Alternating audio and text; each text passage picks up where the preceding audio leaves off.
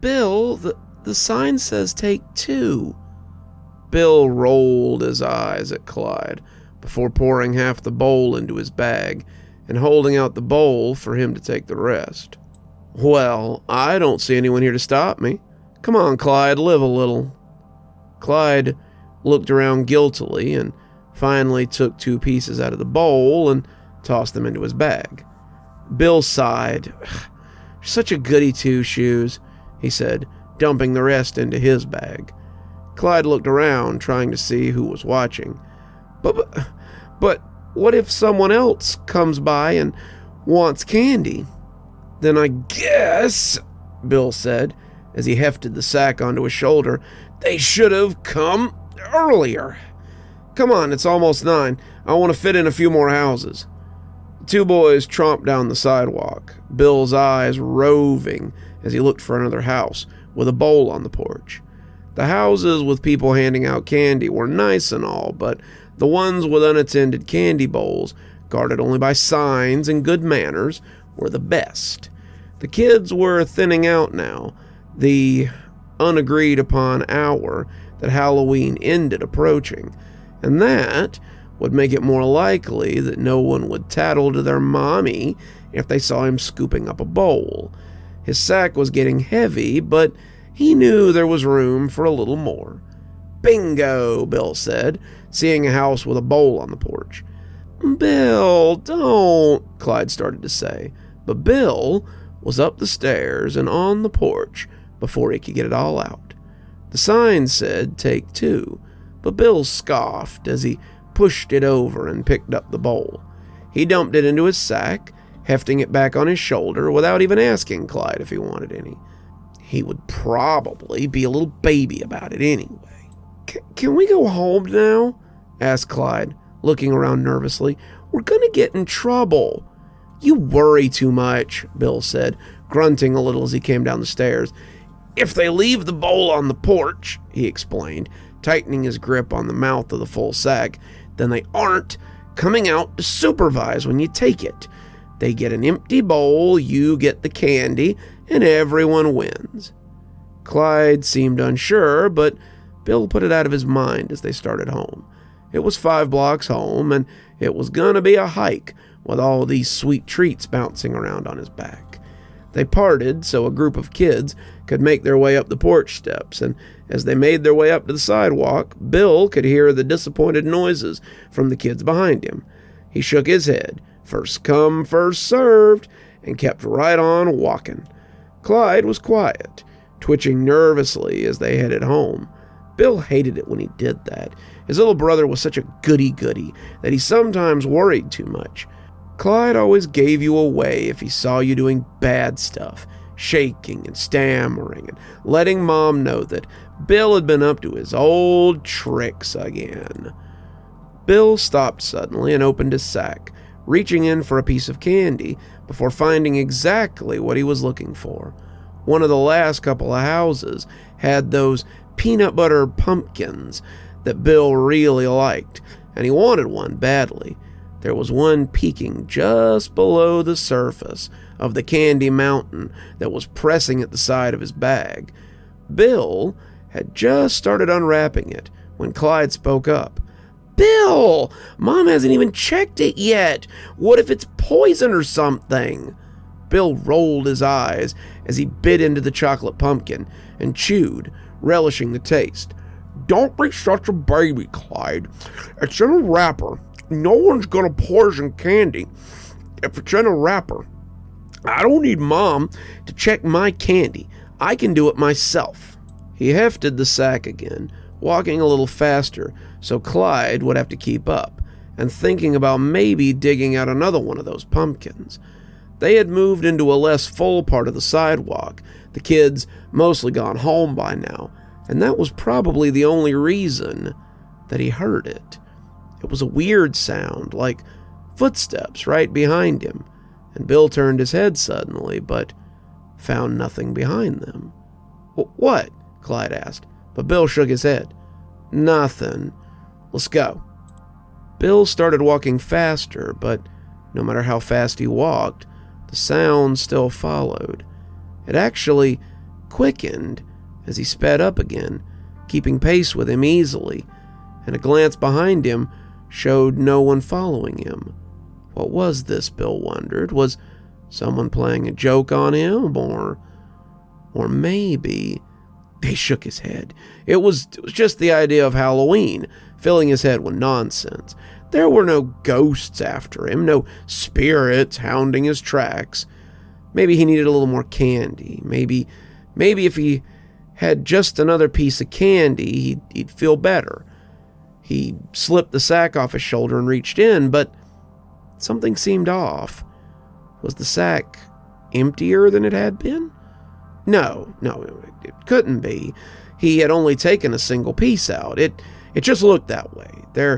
There was still so much candy here.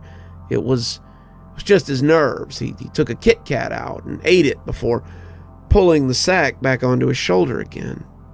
As he started walking, he heard the sound again. Something was following behind him. The plop, plop, plop, like worn down shoes as it tailed Bill and Clyde.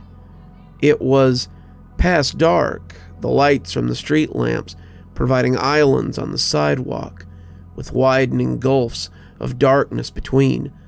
Bill felt the hair on the back of his neck stand up. This couldn't be real. It was impossible. There was no way this could be. "Did you hear that?" Clyde asked, his voice low and scared.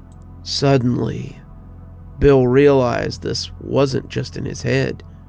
If Clyde could hear it too, then it had to be real. "Go away!" Bill shouted, suddenly turning around and confronting whatever it was that was following him.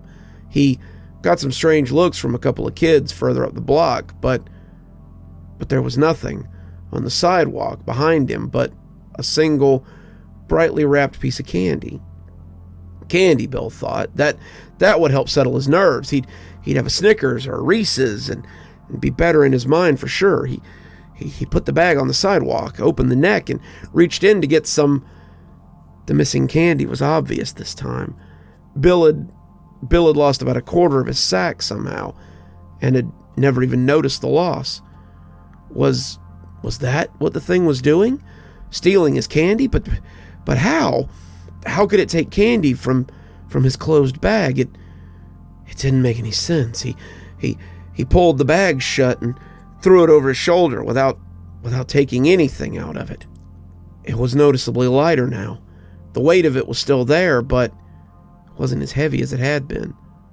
"Bill, is something wrong? You look scared." "Let's go," Bill almost gasped out, his teeth chattering as he started walking again. Right away came the steps. Plop, plop, plop, plop. They were following him, hounding him, making him crazy. Why was this happening? He wondered. At the sound chased him. He had just taken some candy. Surely this, whatever it was, wasn't haunting him just for treats. That was stupid. It didn't make any sense. Plop, plop, plop, plop, plop. He wanted to run, but what would it do then? His grandpa had told him on a hunting trip that when you were confronted by a predator, you weren't supposed to run. If you ran, you might think you wanted to be chased, and you might get excited. Bill didn't want to be chased. Just then, Bill wanted to be inside his house with the door locked and his blanket over the top of him, so whatever monster this was couldn't get him. You were safe under the covers. Everyone knew that. And Bill desperately wanted to be safe. "Bill, what?" "Cross the road," Bill growled at Clyde, and the two of them crossed in the middle of the road, Clyde looking around fitfully as they did. Jaywalking, Bill thought. However would Clyde recover from this one? Still, the pop, pop, pop sound followed them across the road. They were about a block from home now, and Bill was starting to feel a little silly about all this. Maybe he was wrong. Maybe he just thought he'd seen all that candy gone. There was no way it could actually be gone. He was holding the opening to the bag. He'd put it down and check, and then he'd find his bag full. That would put his mind at ease. "Bill, why are we stopping?" Clyde asked, sounding as scared as Bill felt. I think we should... Shut up, Bill snapped, opening the bag and looking inside. His stomach fell. It was worse than he thought. He'd been wrong. It wasn't a quarter of the candy. Now, as he looked at the pile of treats inside, it was half the bag that was missing. It couldn't be real. There was just no way, but sure enough, the bag was only half full. No, he moaned. No, no, no, no, no, no! Bill hefted the bag and began to run, Clyde crying for him to wait as he chased after him. He could hear the pap, pap, pap, pap, pap sound behind him and feel the bag getting lighter and lighter as they flew along. Clyde was calling his name, trying to get Bill to stop, but Bill was lost to reason. It was taking his candy. It was taking his candy. He had to get home. He had to make it to the house before it could get it all. The footsteps were coming faster and faster, chasing him as he rounded the corner. He saw the inflatable yard ornaments of his home. He knew he was close to the safety of a closed door and the warm lights of the house. The footsteps were still chasing him, and now he couldn't get the words out of his head as he ran. The sound of the footsteps seemed to whisper at him, and he wondered if the ghost that was chasing him was his own greed. "Take two," it seemed to say, repeating again and again, "Take two." When he finally collapsed on the front porch of his house, panting and shaking, "Take two." His sack was as slack and as empty as it had been when he left. With a shaking hand, he opened it, and there, he found the proof of what he had been looking for all along. At the bottom of the sack sat 2 full-size chocolate bars, their prize from Mrs. Nesbrook, who had lived just across the street. When Clyde came puffing up a few minutes later, Bill was crying on the porch, his sack in his lap and his face in his hands. Bill, what's wrong? Are you okay?" Oh, it's all gone. It took my candy. It's my own fault. You were right, Clyde. I got greedy. I shouldn't have messed with the rules.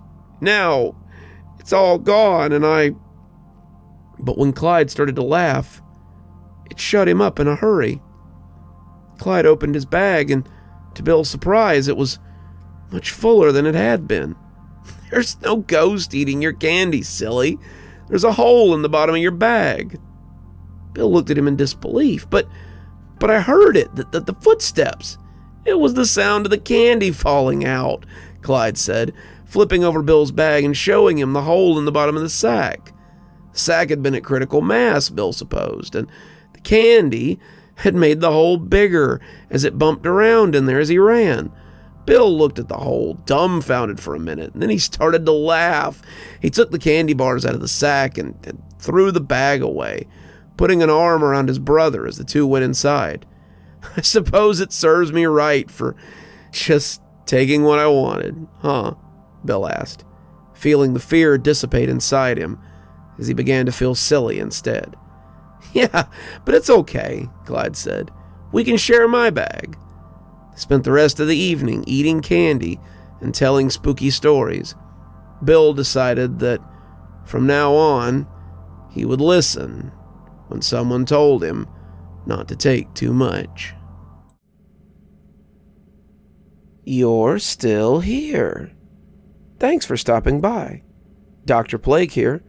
Always a pleasure to see all my new and old viewers coming by for another one of my spooky tales. If you'd like to support the show, you can always take part in one of our channel offers through Fume or Aura, or you can just click on another video when they come up. I'd really appreciate it. For our newer viewers, we also have lots of playlists and other things if you'd like to get caught up. I know some of my series have been going on for quite a while. If you'd like to get my latest book, there's a link down below that'll take you to my Amazon page. Towesey Homestead just came out, so if that's something you'd like to get your hands on, go ahead and have a look down there. If you'd like a signed copy, you can go ahead and email me from my email address on the site, and I'll get with you about shipping information and ship you a signed copy. If you'd like to support the channel in a more monetary fashion, we also have membership through YouTube, and we've got a Patreon that you can get the information for in the description. We have lots of tiers and everything to suit your needs. Patrons that support on the $10 tier, that's our Ghostly Reader tier, get a book anytime I write one, signed and on their doorstep. As you may have noticed, there's a list of patrons and members on the screen, and I'd like to personally thank every one of them for taking a hand in the future of this channel. Well, that's enough for tonight. Dr. Plague, signing off. Have a wonderful evening.